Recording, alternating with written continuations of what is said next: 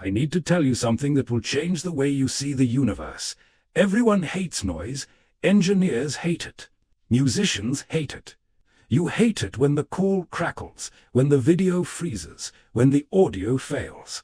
Noise is treated as an enemy, as a defect, as something that shouldn't exist and that we are constantly trying to eliminate.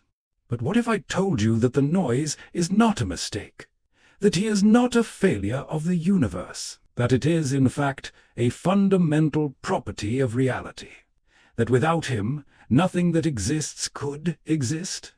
I know it sounds strange, it almost sounds absurd, but the math doesn't lie. And when I looked at quantum mechanics through the lens of information theory, what I found left me speechless. Noise is not the enemy. Noise is the price the universe charges for existing. Let me start with my story, because it is what led me here. In the 1940s, I worked at Bell Laboratories. My work was about communication. Copper wires, electrical signals, telephones, telegraphs, practical things. And the biggest practical problem of all was noise. Every time a signal traveled down a wire, it arrived differently on the other end, distorted, corrupted, mixed with random disruptions that no one could completely predict or control. The engineers around me spent their entire careers fighting this, building more shielded cables, more precise amplifiers, more sophisticated filters, and every improvement helped. A little. But the noise never went away. Never. And I wanted to understand why. Not at the practical level of how to reduce noise in a specific circuit, but at the fundamental level. Why does the noise exist? Where does he come from? Is it possible, in principle, to eliminate it completely? And if it's not possible, why? These questions took me far beyond copper wires and telephone circuits. They took me to thermodynamics, even statistical mechanics, and finally, even quantum mechanics. And what I found at each layer was the same answer.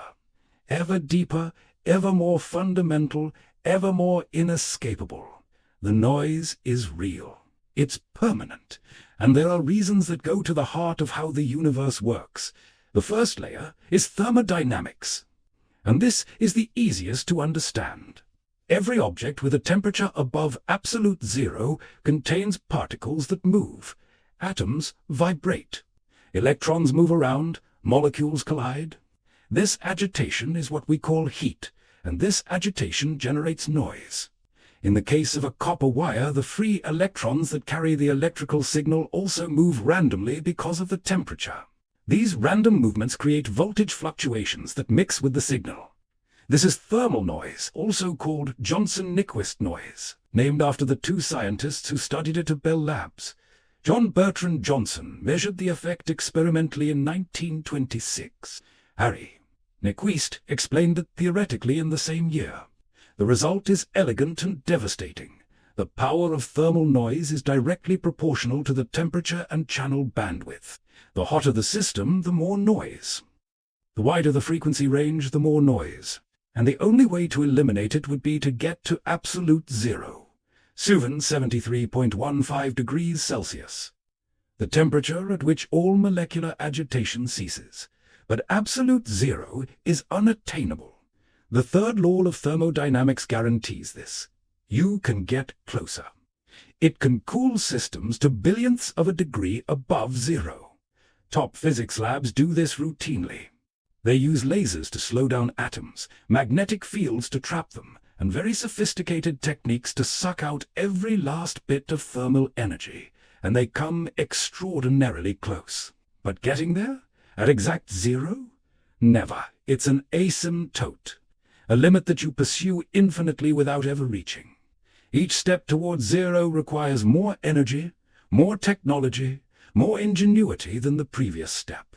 And the last step, the step that would take you to exact zero, would require infinite energy and infinite time. Impossible by definition. So the thermal noise is permanent, not as a defect, as a consequence of a law of nature. The same law that says heat flows from hot to cold, that entropy always increases, that perfect thermal machines do not exist. Thermal noise is a cousin of these truths, member of the same family. inescapable for the same reason. But just when I thought I had reached the bottom, I discovered there was an even deeper layer: quantum mechanics. Imagine that you have managed in some miraculous way to cool your system to absolute zero. All thermal agitation has ceased. The electrons are motionless. The molecules froze. Silence reigns. Thermal noise is zero. Finally, perfection. It will be? No. Because even at absolute zero, there is movement. The particles are not actually still. They can't be. Heisenberg's uncertainty principle prohibits it. This principle, one of the pillars of mechanics quantum, says that it is impossible to know simultaneously, with absolute precision, the position and momentum of a particle. The more precisely you know where it is, the less precisely you know how fast it moves, and vice versa. This uncertainty is not a limitation of our instruments. It's not a lack of technology. It is a property of reality, a rule of the universe as inviolable as the speed of light, and this uncertainty manifests itself as movement. Even at absolute zero, where classically everything should be still, particles vibrate. This is what physicists call zero-point energy, the lowest energy a quantum system can have. And this energy is not zero, it's positive, small but real, and as all energy generates fluctuation, all fluctuation generates noise. This is quantum noise, the noise that exists even when all thermal noise has been removed. The noise that comes not from temperature, not from the imperfection of materials, not from external interference, but from the structure of quantum reality itself, of the fact that the universe at its most fundamental level is uncertain, undetermined, probabilistic. This is profound. Think about what this means. It means that noise is not something that happens to the universe. Noise is something the universe is. It is not an external disturbance that disrupts an otherwise perfect system. It is an intrinsic property of every system that exists, every atom, every electron, every photon. Every particle in the universe carries with it a fundamental uncertainty, a fluctuation that cannot be removed, a noise that cannot be silenced. Because silencing him would mean violating the uncertainty principle. It would mean knowing everything about a particle simultaneously. And quantum mechanics says, with the authority of a century of confirming experiments, that this is impossible. Now, when I discovered information theory, I wasn't thinking about quantum mechanics, I was thinking about phones. But the beauty of a truly fundamental theory is that it applies far beyond the domain in which it was born. And when I looked at quantum noise through the lens of information theory, I saw something that changed my perspective completely. In my theory, noise is anything that adds uncertainty to a message, that mixes unwanted information with the desired signal. And the consequence of noise is that the receiver can never be completely sure of what was sent. There is always a margin of doubt, a probability of error, a zone of ambiguity between signal and noise. In quantum mechanics, uncertainty is the same thing. When you measure a particle, the result is non-deterministic. It is probabilistic. You can calculate the probabilities of different outcomes, but you cannot predict with certainty which outcome you will get. The measurement is noisy. Not because the instrument is bad, because reality is like that. The act of measuring introduces a fundamental uncertainty that is mathematically identical to noise in a communication channel. And here is the connection that fascinates me. In information theory, noise defines channel capacity. The more noise, the less information can be transmitted reliably. In quantum mechanics, uncertainty defines the limits of what can be known. The more uncertainty, the less information can be extracted from a measurement. The two things are the same thing. The Heisenberg uncertainty principle is, in a sense, a theorem about the capacity of a channel, the quantum channel, the channel that connects reality to the observer. And this channel has noise, quantum noise, irremovable, fundamental, permanent. Think about how this works in practice. When a physicist measures the spin of an electron, the result is binary, up or down. It looks clean, it looks perfect. But before measurement, the electron may be in a superposition of the two states. And measurement collapses this superposition into a specific result. What result? Random, probabilistic, noisy. Nature is transmitting information to the physicist through a quantum channel, and this channel has built-in noise, not because of the equipment, because of physics. And the amount of information the physicist can extract is limited by this noise. Just like the amount of information you can extract from a phone call is limited by the hiss on the line. This unifies two areas of physics that seem completely different. Information theory, born from telecommunications engineering, and quantum mechanics, born from fundamental physics. Both say the same thing. There are limits to what can be known, transmitted, and measured. These limits are absolute, and those limits come from noise. From the noise that is not a mistake, which is not a defect, which is the signature of reality. Decades after my original work, physicists like Charles Bennett, Peter Shaw, and others formalized this connection by creating quantum information theory. They showed that the principles I discovered for classical channels extended them to the quantum domain. Quantum channels have capabilities. Quantum information can be encoded, transmitted, protected against errors. But the limits are even more restrictive than in the classic case. Because quantum noise is more fundamental, deeper, more inescapable. And the laws of quantum information, like the laws of classical information, dictate exactly what is possible and what is impossible in this domain. But what fascinates me most is not mathematics. This is what mathematics reveals about the nature of noise. Because when you understand that quantum noise is fundamental, you begin to see that noise is not the opposite of information. Noise is the condition for information to exist. Think about this carefully. If there were no quantum uncertainty, if the universe were perfectly deterministic at the most fundamental level, what would happen? Each particle would have a perfectly defined position and momentum. Each measurement would give a perfectly predictable result. There would be no quantum noise. Sounds great, right? But without quantum uncertainty, there would be no superposition. Without superposition, there would be no quantum interference. Without quantum interference, atoms would not behave as they do. Chemical bonds would not form as they do. Matter would not have the properties it has. In fact, without quantum mechanics and its intrinsic uncertainty, atoms would be unstable. Electrons would fall into the nuclei. Matter would collapse in on itself. The universe as we know it could not exist. The stability of atoms depends on quantum uncertainty. The existence of chemistry depends on it. The existence of biology depends on it. Your existence depends on it. Quantum noise, that fluctuation that seems to be the enemy of perfection, is literally what keeps the universe standing. Without it, there would be no stable atoms. There would be no molecules. There would be no stars. There would be no planets. There would be no life.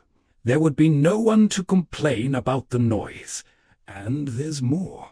Quantum fluctuations in the early universe, in the first moments after the Big Bang, are the reason galaxies exist. The baby universe was almost perfectly uniform. Almost, but not completely. There were tiny variations in density, quantum fluctuations amplified by cosmic expansion. And these microscopic variations became the seeds of galaxies. Slightly denser regions attracted more matter by gravity. They grew up. They became gas clouds. Who became stars? That became galaxies, which became clusters of galaxies. The entire large-scale structure of the universe, every galaxy, every star, every planet, is an amplified echo of primordial quantum noise. Literally, the Milky Way is a product of noise. The Earth is a product of noise. You are a product of noise. This completely changes the narrative. Noise is not the villain of the story. The noise is the author. Without him, there would be no story to tell. There would be no structured universe. There would be no complexity. There would be no life. Noise is what turned a uniform soup of energy into a rich, diverse, structured cosmos, full of galaxies and stars and planets and oceans and forests and people thinking about why the noise exists. It is an extraordinary cosmic irony. The thing we try to eliminate is the thing that created us. The defect we fight is the force that gave us existence. The enemy is, in fact, the father of everything. And in communication, the same principle applies. I show that noise defines channel capacity. It is the noise that determines how much information can be transmitted. If there were no noise, the channel capacity would be infinite. You could send infinite information in 0 time. It looks wonderful. But a channel with infinite capacity is not a real channel. It does not exist in nature. It doesn't exist in physics. It is a mathematical abstraction with no physical counterpart. Real channels have noise, and therefore they have finite capacity. And it is exactly this finiteness that makes information valuable. If any channel could transmit anything without limit, the information would be costless. It would have no value. There would be no shortage. And without scarcity, there would be no information economy. There would be no need for optimization. There would be no information theory. Noise is what gives information its value, its urgency, its importance. When I published my paper in 1948, I defined channel capacity as a function of noise. The formula is explicit. Capacity depends on the ratio between signal and noise. If the noise was 0, the formula would give infinity, a physical impossibility. This is not a flaw in the formula. It's the formula saying that a universe without noise is an impossible universe, that noise is necessary for capacity to be finite, so that the information is measurable, so that communication makes sense. Noise does not interfere with communication. Noise is what makes communication a real thing, with limits, with challenges, with solutions. Without noise, communication would be trivial. And things rivals don't need theory. And that brings me back to quantum mechanics. Physicists have spent decades trying to tame quantum noise, trying to find ways around it. And in a sense, they succeeded. Quantum error correction codes exist. They can protect quantum information against certain forms of noise. Quantum computers are being built on the premise that quantum noise can be managed, although never eliminated. And each advance in this field confirms the same law that I discovered for classical channels. Noise sets the limit. But within the limit, engineering can operate with extraordinary efficiency. The quantum computer does not eliminate quantum noise. He lives with it, uses codes to protect qubits, uses redundancy to detect and correct errors, operates below the capacity of the quantum channel. Exactly as I described for classical channels in 1948. Same logic, the same structure. The same fundamental acceptance that noise is permanent and that engineering is about working with it, not against it. The biggest challenges in quantum computing today are not theoretical. They are practical. They're about managing noise well enough so that useful calculation can be performed before errors accumulate and destroy the result. It's a race against noise. A race that will never be completely won. But enough can be earned for the technology to work. And you know what's more beautiful? Quantum noise is what makes quantum computers powerful. The same uncertainty that generates noise also generates superposition and entanglement. The quantum properties that give quantum computers their edge over classical ones are inseparable from noise. You can't have superposition without uncertainty. You cannot have interlacing without fluctuations. You can't have quantum computing power without quantum noise. They are sides of the same coin. The same phenomenon that creates the problem creates the solution. The same noise that limits the quantum channel is what gives the quantum channel properties that classical channels do not have. I've spent my life studying noise, trying to understand it, quantify it, find ways to live with it. to transform it from an obstacle into a tool, to build systems that work not despite the noise, but in harmony with it. And what I've learned, what mathematics has shown me over and over again, in field after field, in layer after layer, is that noise is not the accident of history. He's the protagonist. He is everywhere, not because something went wrong, but because everything went right. Because the universe works the way it does, because the laws of physics are what they are, because uncertainty is as fundamental as certainty, and because without the noise, without the fluctuation, without the random imperfection that permeates everything that exists, there would be nothing to be imperfect. Noise is not an error, it never was. It is the signature of a living universe. Of a universe that moves, that vibrates, that floats, that creates. Of a universe where information exists because noise exists. Where communication is possible because it is imperfect. Where life arose because the DNA copy is not exact. Where galaxies formed because the void was not perfectly uniform. Noise is not an error. It is the fundamental condition for anything to exist. And understanding this is not pessimism. It's not resignation. It is the deepest way of understanding the universe in which we live. It's looking at the hiss on the line, the static on the radio, the fluctuation in the detector, and seeing not a defect to be corrected, but a signature to be read. The signature of a universe that vibrates, that fluctuates, that is never still, that is never quiet, that is never perfectly predictable.